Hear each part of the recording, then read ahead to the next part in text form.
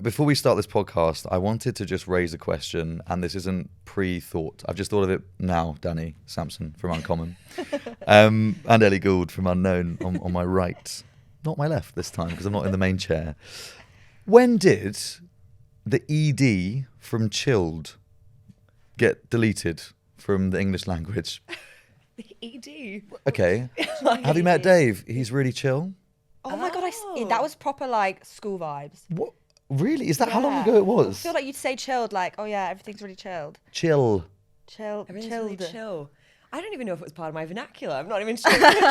Although random was like, when did random get cancelled? Yeah. That's where I'm more, Oh my God, that is true. We'd be like, why did it? That's so random. Have you seen Ellie? She is just so random. so random. Oh my God, that's school vibes. Like, oh my God, half it was so random. Like, And it will be the least random thing ever. It'll be like someone will put their book down on the table. That is so random. oh, I think it got taken up by Netflix and chill. That's probably why. Yeah. It's been sort of adopted by Netflix and they own it now. We'll just give it to them. Yeah. they can have Humans it. became chill.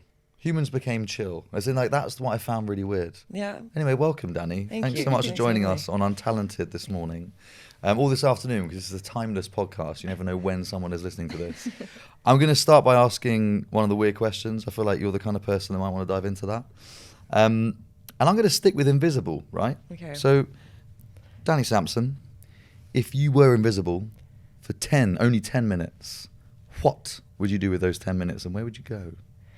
Oh, goodness. I thought about this before and I was like, it's a very logistical question. Am I here?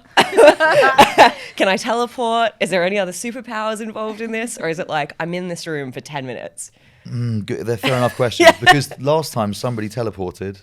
I'm going to say you can teleport right now. Okay, so I can do anywhere whatever you I want. want. You can't time travel though. None of that. No time travel, but teleport. Oh, so this is gonna be a really sad way to start the podcast. I'd probably just probably teleport back to my grandma at the moment and give her a big hug. Well, my family don't know this yet, but well, not my family, but all of my family don't know this yet. But she's not particularly well, so she's gonna go through something. But yeah, it's not like it's all sending good. positive love to Granny. But yeah, We're sending love to Granny. Yeah, I think I just pop back and give her a big old hug. Yeah. Granny Yeah. hugs are the best. Yeah, oh, so much. They are so different from I love the passion that comes with granny hugs them. They are so good. I'm gonna dive in and ask our first question. Maybe it might be your grandma who was the person that made you first ever feel talented. But let me get that right. Who was the first person in this world that made you believe that you had talent, Dani? Oh, actually, I think it was my uncle.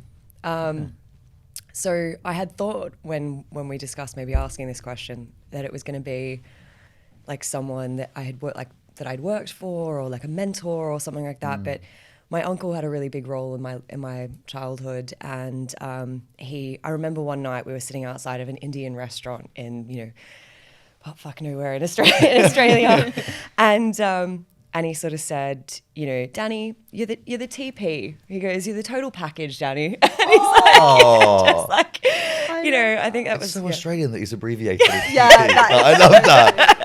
Or I could have been TPO. toilet paper, so who knows? Who knows where that was going to go? I was going like, People could literally wipe their ass with you and they wouldn't even know. Yeah, so that's really But yeah, sweet. he was very sweet. He used to help build toys and balsa doll houses and everything from scratch. And we used to get like these model trees and all this sort of stuff. So he was very crafty as well, but just very very talented. Okay, and now, so from being told that you were the TP from, I don't know, let's say 12 years old, 14, around that kind of time. Yeah. You're now a brand strategy director at Uncommon. Mm-hmm. I'm going to go back to being a child right now and ask you to describe what that role is to the 12-year-old TP, Dani. Oh, How would you okay. describe what you do now to that child? Yeah, I think it's anywhere from, and we were chatting about this as well, it's anywhere from that sort of business strategy stuff to creative strategy. But if I was to sort of explain that to her, I'd say people have ideas for businesses that solve problems in the world or are a creative expression of that. And you would be helping them articulate what they do, why they do it, and who they do it for, and also be able to give them sort of something creative and special about what they do, and help in that sort of all aspects of business creativity, really. Okay, now I'm still Danny. Yeah. I'm 12. I'm TP. What do you mean? Tell me about an example where that's happened. What is a brand? Yeah. Give me an example of a brand. I guess a brand is a business, or it's a creative expression of a business as well, depending on whether you consider a business an actual brand, a brand an actual business, or a brand just a very sort of, I don't know, two-dimensional, visual expression of that. But an example might be, trying to decide which business to use as an Qantas example. Airways. Qantas Airways. Say that one. Yes, I, Dani Sampson, did the brand strategy for Qantas Airways. I am the brand strategy. The amount of, well, you're teleporting in 10 minutes. Maybe that could be quite a good advert for Qantas. Okay, so let's talk about sex care or something like that, given that was the sort of thing. A duo came to us as a strategy when I was at 2 Times Elliott, and were saying that they wanted to take on some of the conventional, sexist, sort of toxic masculinity, perceptions and sort of, I don't know, communications of Durex or sort of other monster sex brands.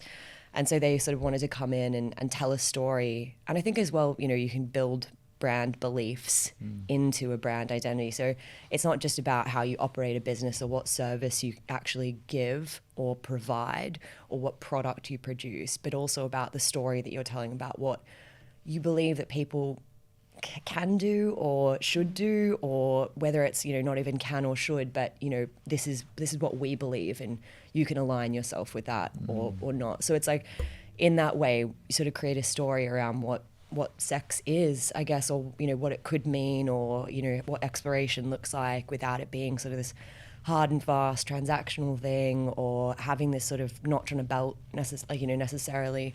And so slowing that down, and that's what I guess that whole brand was about, not just about providing sort of eco-friendly and sustainable and fragrance-free and natural and all that sort of stuff in terms of the product itself, but also about building a brand that was trying to express to people that they could slow things down, really, and sort of take their time and roam, that ended up being the name, but like roam freely, roam with wild abandon. So this couple that have come to you at 2 Times Elliott, which is a branding studio that you worked for before, they haven't got a brand. They're just going, we've got a thing, a product. It's like great for the environment, and we don't know how to brand it. Yeah. So people don't even come up with it. Like sometimes they don't even come up with the name of their own business. They just know that there's.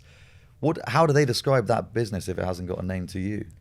I guess they have, it could be Brand X, or it could be, a placeholder name, in its essence, or at its foundation. But they will come in and express what they're trying to achieve, or what gave them that aha moment, I guess, when they thought that this is what they should do. And the founders of Lick Home, that was the first strategy I did when I stepped off the plane to London, with 2 Times Elliott as well. And they came in, and I think it was Lucas London, one of the founders, who used to say, like, people think that us doing DIY and paint is like really boring, but he's like, that's what's super exciting for me, because like it's a staid industry that basically can have significant change to it, and that's massively impactful. So I think I've been really lucky to work with clients that have been incredibly passionate about what they do. And given that I've worked with a number of like self-funded and privately funded startups, they sort of come in and they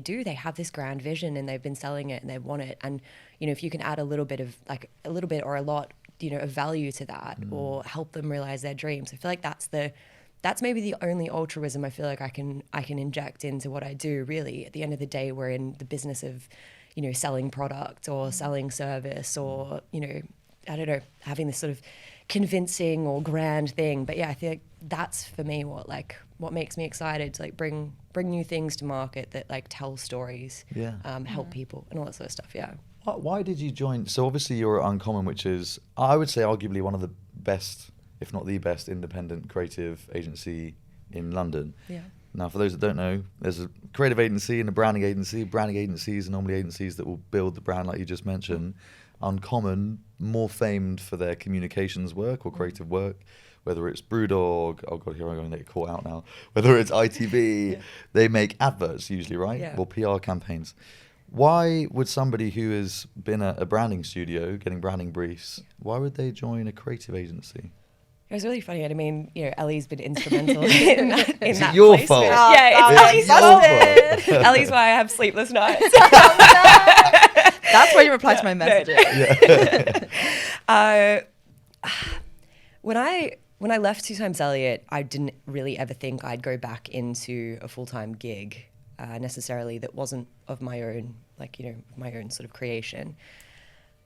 It was just that Uncommon, as you rightfully said, has such an incredible reputation in the industry, and they really stand up to it, in a way. And it was like being thrown in the deep end there. But in terms of why, it was just, for me, incredible projects, incredible leadership to the point of them just being such real people, and they swear and they joke and they love a drink, and it never feels like it's sort of, a mum or dad thing. It feels like they're sort of like a brother or sister or something like that. And it's like has that sort of camaraderie, but and they want to put their finger up, I guess, to sort of convention and all that sort of stuff. And I have my thoughts around where you should and where you shouldn't do that necessarily. And I think, that comes from culture and counterculture, and that always being this sort of pendulum, like, are we, yeah. But anyway, for the sake of progression, it's kind of nice to go, we're breaking down barriers or challenging things and doing that in such a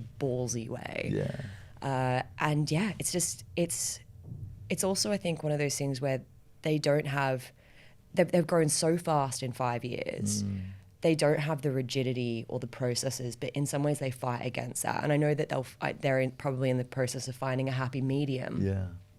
But that's been really exciting to be, as I said before, thrown in the deep end with just some of the most incredibly talented people in the industry, I guess. And I think in some ways that's why people go there. It's almost like an agora for brilliant creatives and who can self-direct and I think that is the main thing, like who can very much self-direct and come together. It's like a mini sort of decentralized creative agency. But yeah, lots of What's it like being on the outside? Because I guess you're not joining as a communication strategist to go and support.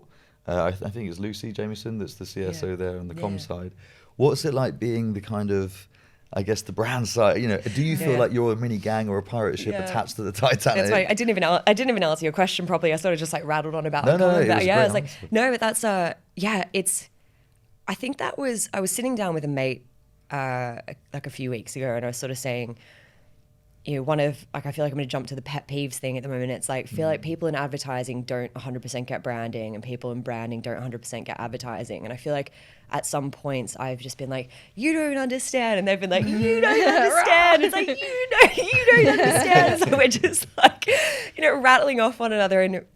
But I think given that, I do really feel like they're trying to have this very open, creative, mindset. So it doesn't come into this point of where you traditionally delineate or compartmentalize, this is what branding is, or this is what design is, or this is what art direction is, or this is what campaign is. And it's completely holistic. And one of the reasons, to answer your question before, that I went there was because I was like, big clients, bigger budgets, ballsier directors means that you get access to whatever you want. And it's sort of a better way to make dreams a reality and client dreams a reality. It's like, how creative can you be in a place where you get sort of the endless ability and sort of the leg up to be endlessly creative. But can I ask a question on that then? So why is it taking Uncommon to be the first and only ones to do that properly? Because I've been involved and tried to help many branding agencies try and when you close to become a creative communications agency, vice versa. Vice versa is always really ugly, and branding agencies like can't believe they even try.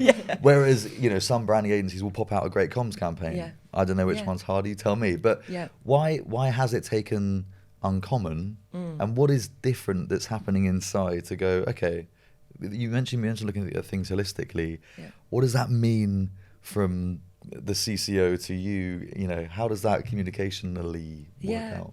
Well, I think the only other agency that I feel that people recognize that have done this was Mother and Mother Design, really. And so, they have, I guess, sort of got a model that is leading the charge on that front. But at the same time, I had that chat with a friend about, you don't get it. I also sat there and I said to him, almost rhetorically, would I prefer to build this sort of, holistic agency on my own, or would I prefer, not that I could pretend that I could build a 140 person agency very quickly, but would I prefer to go down that pathway, or would I prefer to make waves by actually being able to establish a brand agency within I don't want to call it an advertising agency, but within that sort of function. And that sort of felt almost far more rewarding in a way. So that's where I was there. But nice. I think it's not easy. It's like, I don't think Uncommon has necessarily succeeded perfectly at that yet. Like, we're very much in infancy stages around trying to navigate and massage what's right and how to get the right resourcing and what that brand project does look like and how to actually slow down a little bit, because it doesn't operate at the same pace as an advertiser, or nor does it need to. And I think that's the understanding as well. So I think, coming back to what it looks like internally is just, and I don't want to say it's about me, it's just, it would be me or someone else or whatever it is, but it's the attitude of empowerment, I guess. Yeah. And, I've been left to my own devices in some instances, and it's, if I feel like things aren't going well, or if I'm frustrated by resourcing, or if I'm frustrated by timelines, I speak up. Yeah. And it's about having someone who has, I guess, the sort of strength to step in and go, this isn't working, without just going, what you guys are doing because you're a big head in house or whatever is the right thing, and I'm just going to chug along and try and. I described it as like, I don't want to feel like I'm just trying to like shove branding into the crevices of an advertising agency, and so I think that's what they should be in some ways treated differently but similarly, and I think that will be something. It'll be nice to see progress. I want to ask you about the pisses you off thing, because I think it's important to understand this. But what does piss you off when it comes to doing a good brand strategy? It can be at Uncommon, it can be anywhere you like. Yeah. I always used to say that I would start every brand strategy off with hands-on research. That's the buzzword, or was my elevator pitch or whatever. Not that I was necessarily trying to sell, but more trying to explain, this is the way I like to do things, and this is the way I've seen it be successful, because you can take really emotional insights, you can test, you can look for repetition. I'm not, a perfect desktop researcher. I'm not a hugely quantitative, data-driven strategist. I look for the sort of emotional stories and things, and those sort of brand belief systems that I'm trying to sort of help articulate. So, I guess what bothers me in strategy is I don't like to assume I know the answer to something, nor do I like it when people assume they know the answer to something. And then we spend as much time trying to reverse engineer the logic as we could have just front-loading the process with the actual research. Now, that's not a perfect science. Sometimes, the research as well doesn't glean such a creative or ballsy or shocking or whatever outcome, and you do need to sort of like try and marry the two. But I think just having a clear. I think that I want to get to a point where even in my practice I can start to delineate what is business strategy, what is brand strategy, what is creative or design strategy, because there's actually quite big differences between like how do you operate as a bit like, what do you do with product and service wise, what do you stand for and how do you communicate yourself, and then what does that design look like? As a brand strategist, what would you say gets in the way of like making good work? Good strategic work or good outcomes? Both.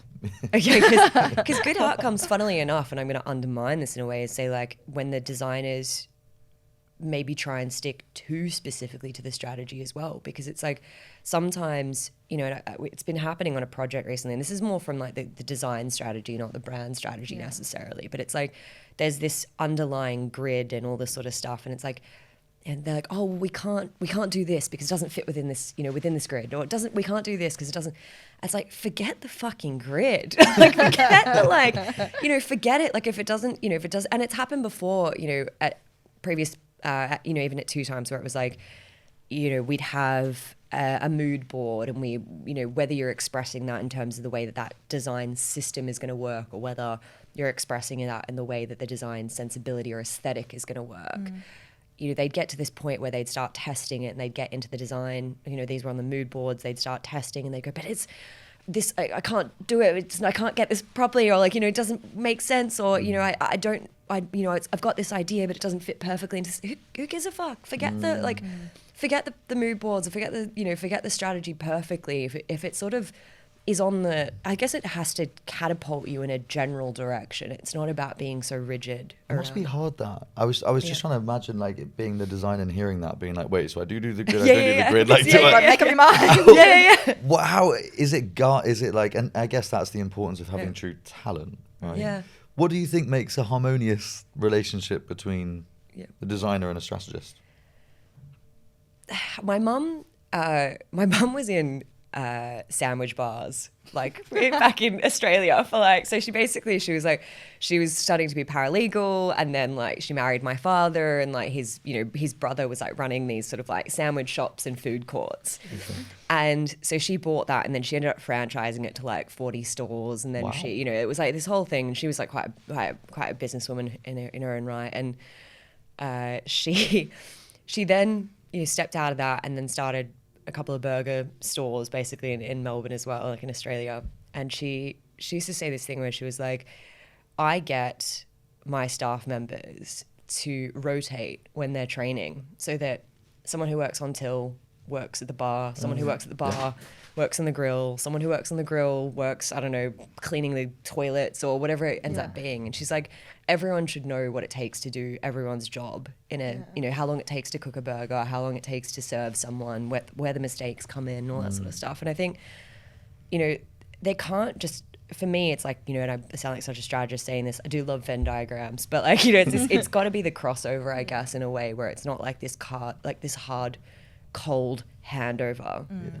And, a designer with strategic thinking and a strategist with design thinking is really the only, like, in my mind, or at least in my experience, where you get the best, possible outcomes. And that comes from also you challenging one another and saying, this isn't clear enough, or this isn't doing what it needs to do design wise, or, this doesn't have a feeling to it. I don't know. And just being able to articulate that. And I think, having cross sensibilities is really helpful. If you were to give a designer advice in how to better work with a strategist, what would you say to that designer?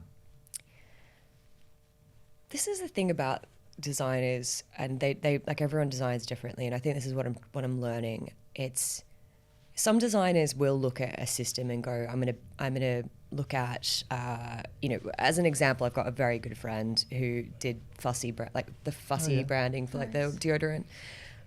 We worked on that together, and part of what came out of the strategy was, I think that Fussy should be a broadcasting agent for, good things that are going on in the eco world. So rather than them sort of saying, you should be fussy, or you should be eco, or you should be, whatever, it's more about the idea of, we're just going to be a conduit for information here. And so it became this sort of broadcasting like platform. And, she pulled that, God bless her, she pulled that out of one of my biggest strategies, and was like, this is, because, that's the thing, it was one idea, I guess, in a sea of many. And she sort of said, what is it that, we can build on this broadcasting wise? And so she looked at, ticker tapes and like stickers, because stickers, back in the day was a way of actually sort of like physically broadcasting on the streets and sending messages and things like that. And so, she's a very systematic designer, and I appreciate that, because it builds out a graphic language. And I've referred to this a number of times, where graphic design isn't just graphic design, it comes from visual communication. Yeah. That's what we're trying to do. We're trying to visually communicate. And so that's not just and I sort of have tried to sort of synthesize my process, or the way that I brief as well, And I'm doing that through a bit of trial and error in Uncommon at the moment. And, you know, we're all aware of that, and we're all working, you know, around it to try and systemize it in a way. But it's, you know, what's the story? What's the symbol?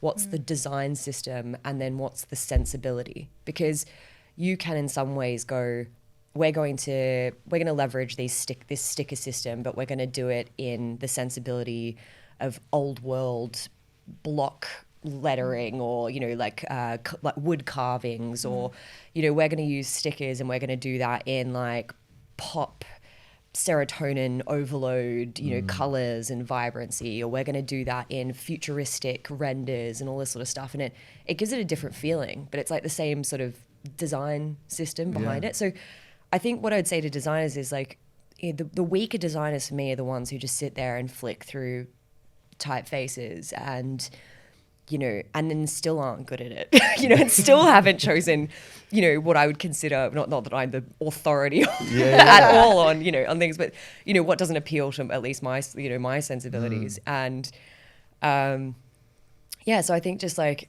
having that grounding and that conceptual grounding and looking at it systematically and from a broader usage, like, you know, brand usage perspective versus just sort of these like, let's tick some boxes. And I guess that's where, you know, that blands thing has come in and gone like, here's a typeface, here's some pastel colors, like here's a, like, I don't know, a product on a colored background, and here's a, you know, and it's just like, we're just ticking. They're like, here's some slightly characterful tone of voice work, you know, and that's where it's coming into just this sort of like real, brand vomit, basically. I don't think you could have answered that question any better. That was really but, for me. I've probably come from more of a creative communications-y world where I've, you know, recruited those kind of people, and I've not ever heard somebody speak so eloquently about like the difference in design, because I see the things you're speaking about, the serotonin overload and the block thing, and I'm like, oh wow, they've got names. I didn't even know that. Okay. I mean, I might have made them up, so I don't really know. Maybe they do have names. Fair enough. I want to ask one last question before I move on to kind of what's happening in the world right now, and that was more around, I guess, female leadership. And, you know, coming from Australia, I don't know what the case is over there, but do you feel there is, or there are enough senior female leaders in the land of strategy? I mean, I guess the short answer is no. Why not? I mean, I was thinking about this as well, though, where it was like, I don't think, I mean, this comes to a broader societal and systemic, you know, thing, right? And it comes around the idea of, men have had a head start just historically. And so that's just been the progression of things. And, you know, women have come in a little later, and we're still, you know, growing and finding our feet. And that doesn't mean we're less capable. It just means that we've come up at slightly, you know, a handicapped rate there. And so I guess in some ways it is just the lay of the land at the moment, and that will overturn, you know, in its own cyclical right. I think, you know, I know Jessica, like, I think I'd read something from Jessica Walsh a while back, and she was talking about how few female directors there are.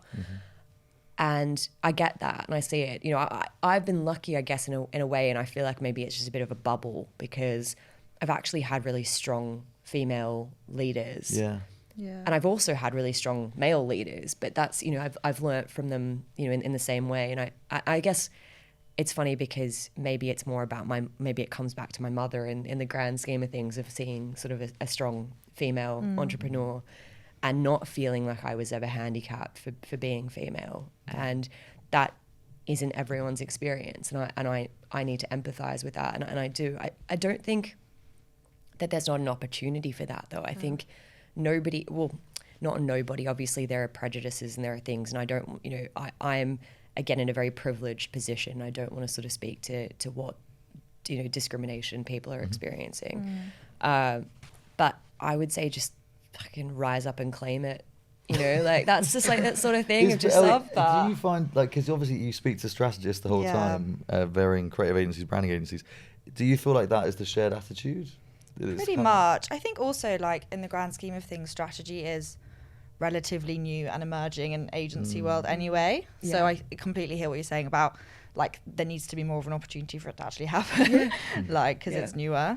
Yeah, absolutely. I think, fair enough. I wanted to just, I guess, to probe on that, because we, you know, we see quite a few stale mail pal Yeah. CSOs All the time. all the time. All the time. And I thought, is there a reason behind that? I agree with what you're saying, and I think that it's a logical response, which is yes, it is because the females have had I guess they're starting from a further back place, but right now I guess all we can do is keep on empowering and pushing and asking for that to happen more regularly. Yeah, totally.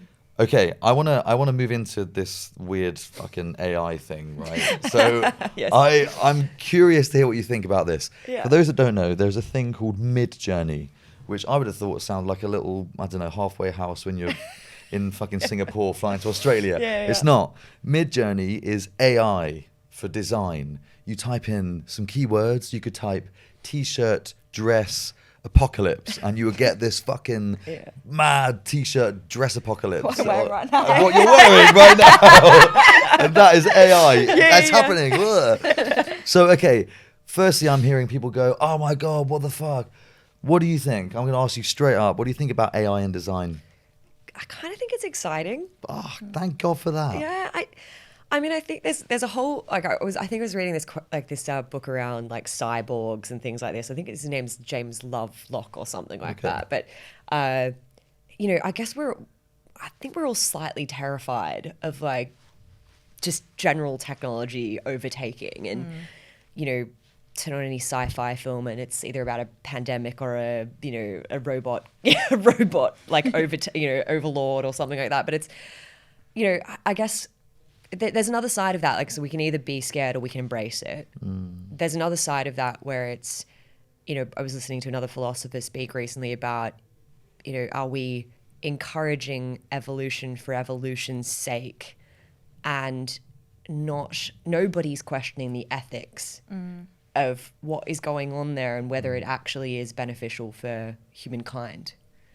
And so I find that really funny, where it's this sort of this big overarching ethical question around is all progress Yeah. in a weird way. And so I think it is. Sorry, I just want Yeah, to yeah. just on that point. Okay, right. Okay, so I read and I'm this. not disagreeing, but I just said this. It's an It's a interesting good question to ask, that because it's I've like, got. when do you stop? When Yeah. the things start thinking for us. Yeah. There was a Brian Collins in the States. He wrote this LinkedIn thing where it was. Oh yeah, I saw Did that. you see yeah, that? I saw it. It was incredible. Yeah. I'm going to fuck it up, but Yeah. it says something like theaters feared movies, Yeah. and I used Macintosh. Designers, graphic designers Yeah. laughed at Macintosh. Yeah.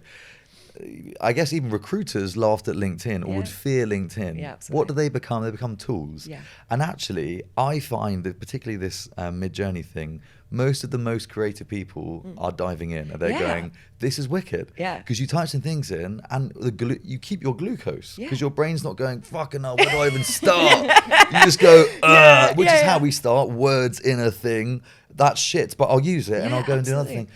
They're using it for writing as well, right? Yeah. The writing AI is incredible, because I spoke to George White at 10 Days, and he was telling me apparently you just type in, generally what you want to say, and it will pop out this amazing, pretty much near enough thing. And you 100%. tweak it as a writer, and the writing bit that your ego wants you to retain is where you tweak it, and you go, cool, that was average, and now I'm going to make it. Computer wasn't good enough. I'm perfect. Yeah, right. So, That is it. Yeah. No, Okay. I totally agree. And I think, like, just to sort of wrap myself back around that, so it doesn't feel like I'm anti evolution, No. which would be a terrifying position to be in. No, I'm excited, and I've played with it, and it is interesting, because in some ways the way that I've started to compartmentalize my process around that sort of system, symbol, sensibility stuff is like almost the inputs that you put into something like these sort of AI generators, and it's a like wonderful podium, almost like starting point for us to, and I guess that's the thing, right? Like the way that we evolve is from learning from previous generations, and it's always this sort of like evolutionary start point. And so, I guess we're just starting a bit further ahead of the curve, Love like, and yeah, so I think it'll be fun. Danny is pro-evolution, just for everyone to know, right? Pro-evolution. Absolutely. Strategy. Woo, go Darwin. Yeah. So, okay. Yeah. I'm happy with that. I want to speak about the second thing, which is, I don't know if you've been on your LinkedIn or your TikTok, but quiet quitting. Oh, yeah, People I've that heard this, yeah. mouse twitchers, mouse shakers, people that essentially remain. I thought it was when you quit your job and you hand your notice in, you do fuck all in your notice Oh, yeah, period, yeah. which is what everyone does. But this is not that. This is staying in your job and doing the bare minimum, like being like 4-hour work week sort of vibe, but in a fully paid permanent job. Why do we think this has come around? I personally think because in COVID, some people got to the bare bones of their job and went, I can do this in 4 hours. I don't need 8. Yeah. And I like that. That was a great thing. And at the same time, you've also got these kind of Gen Zs going, I don't want to be that stressed out, weird CSO or CEO or whatever the role is that I'm going to progress into. Let's go on TikTok instead. Yeah, so I'm going to go on TikTok and I'm going to start a little side hustle because my TikTok's telling me I need to start a side hustle. So for me, I guess I wanted to ask you guys both really, what do you think about this quiet quitting thing? I mean, harking back very quickly to Darwin, given that reference, right? Why not? It's a process of natural selection in some weird ways where it's like, if you're either not creating an environment that's engaging enough or exciting enough or, giving people that sort of sense of empowerment or, or if they can do their job in 4 hours, then who cares? Yeah. Like if it's, agree. And I think that's where it gets down to this idea of, we went through the Industrial Revolution where it was all like productivity. And it's funny because if I loop also back to this idea of like the evolution and sort of AI and starting from, from a sort of like head start, I think, and I feel like this would be in one of those, like, I don't know where this came from, please don't quote me on it, I cannot, like, like all this, but anyway, like, I feel like there was at some point, a societal question when the Industrial Revolution came around, like machinery came around, that there was a point in human history where we could decide as humans to do more work or less work. And I think we went in the more work direction. And I wonder in a way whether we've learnt or not learnt from that, and whether in this sort of technological evolution or like, like revolution, whether we get to a point where we do understand that we can use, creativity is that commodity and creativity as where the core value is, not productivity. And so I hate that I'm saying this, but that whole like work smart, not hard, work smarter, not harder thing. And I think that's, when I spoke earlier about the sort of like the large strategies and things like that as well, it wasn't because I was trying to hide in those. It was because I thought that more was more, and that if I didn't do enough, that it wasn't good enough. And so, as you get older, you realize that it's the quality, not the quantity, or not the amount of hours you put in, but the quality of thought. And, that's the sort of stuff that I think, so I don't know if they... I'm really happy to hear you say that. It's like the 4-day week thing. Yeah. Well, is it? Because I kind of hear what you're saying, but I'm also like, what was the purpose of... I think, okay, I'm very quickly going to say this People point. shouldn't take I guess there's this thing of like, people shouldn't take the piss either. Yeah, it's an attitude thing, like, isn't it? That's the other thing of it. And it's like, sorry to interrupt you. But I was like, I fought for sort of freedom and flexibility in my work very early on. 6-7 years ago, I was, even when I was like 24, 25, I was in my first job, like my first sort of professional job. And I was sort of going, anyway, like my first sort of like office job. But I would fight and say, I want to go work at a cafe, or I want to go do this at home, or I need quiet time, or I think I'm going to be better off going and being inspired at a museum to think about this stuff. And I, at a young age, in a large agency, was getting that level of freedom because I was asking for it. But then I also had asked at the time, why don't you allow other people to work this way? And my boss at the time said, Dani, you go home and you work, but if I let everyone go home and work, they won't work. And so it's this interesting thing of, I guess, back then it was, it still comes down to that level of trust, and it still comes down to that level of, worth and integrity and all of that sort of stuff. So I'm not going to say some days I might only do 4 solid hours of work, but on another day I might have worked 10 or 12 hours, or I might be mulling something in the evening that's not allowing me to go to sleep, or and it's just about like self-regulating what you think is fair and reasonable. Ellie, you're quite similar. I find that you're like that as how you work. Like you sprint, and then like rest, almost like a Yeah. lion. like a puppy Labrador. Yeah. Like, yeah. But you were gonna say, what were you gonna say about 4-day week? Well, the idea that like working smarter across 4 days rather than dilly-dallying over 5. Yeah. Do you know what I mean? I agree, because that's the whole presenteeism thing, Yeah. isn't it? It's like, I'm going to show up to prove that I can be here. Yeah. And I agree with what you're saying about designing the environment where the human being wants to be there, and you've given enough reason for them to be there rather than just for our sake. Thank you guys on quiet quitting.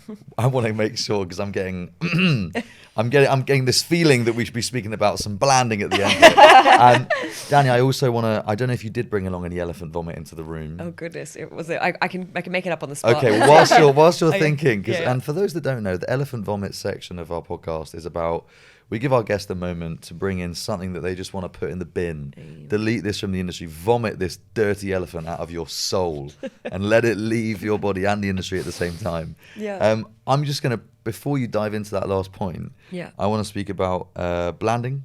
Mm-hmm. So I looked at these like fashion brands. Okay, you've got Balmain, Yves Saint Laurent. I'm going to say some other ones in a sexy little French accent, but Oui, they oui. all used to Burberry. I don't know where I was going with that. Yeah. But okay, you've got all these brands that once had different typography and all that kind of stuff, and now you look at them, they're just, as you were saying earlier, block, Yeah. capital, what you were saying, and blanding. Yeah. Is this a theme that's happening, or why does that happen? Yeah. I think contextually, before I go into the whole sans serif, black and white sort of space, a lot of like every brand wants to be lifestyle at the moment. Every brand wants to be content hub. Every brand wants to have collaborations. Every brand wants to be sort of club first. I sort of wrote an article on that recently that's in editing. Maybe it'll be binned. Who knows? Don't know. Anyway, yeah, we'll see. That was actually someone's elephant vomit. But this sort of this club first mentality, and I sort of speak about this idea that this is really going off topic, but like speak about this idea that whilst like religious congregations are shrinking, we sort of look to our brands to set our identity systems and our guiding lights. And so, yeah, I'm sort of seeing that it's more than, I guess in some ways, like it's so much more than just that slab font on white and black. But I also question it's more than that typeface and it's more than that logo that like everyone's trying to build into these brands. So I guess in some ways what I'm saying is like I feel like that's where the attention is going, Right. more so than this ornate whatever.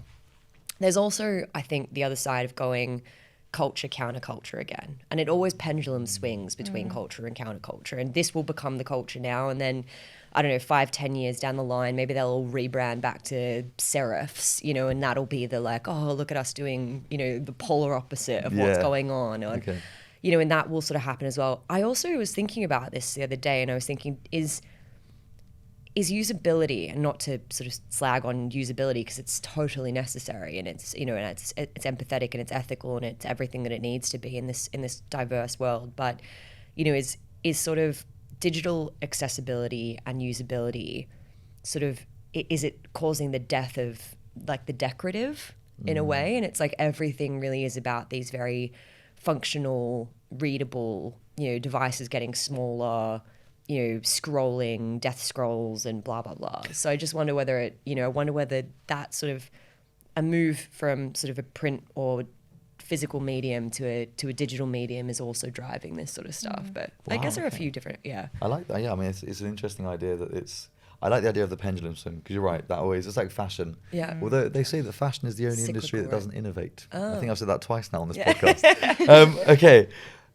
Hopefully you've had enough time to think Oh, yeah. about what you want to purge from this industry. Oh, gosh. If Ellie, you're also welcome to purge something out. Is there anything, whilst Dani, you're thinking, Yeah. Ellie, is there anything in the world, it could be in strategy, it could be in life, it could be in anything that you would puke out of this industry? What pisses you off, Matt? Oh God, you put me on the spot. You haven't got to be smart. You can just tell me. It can be me if you want. It can be my car, a new obsession of car.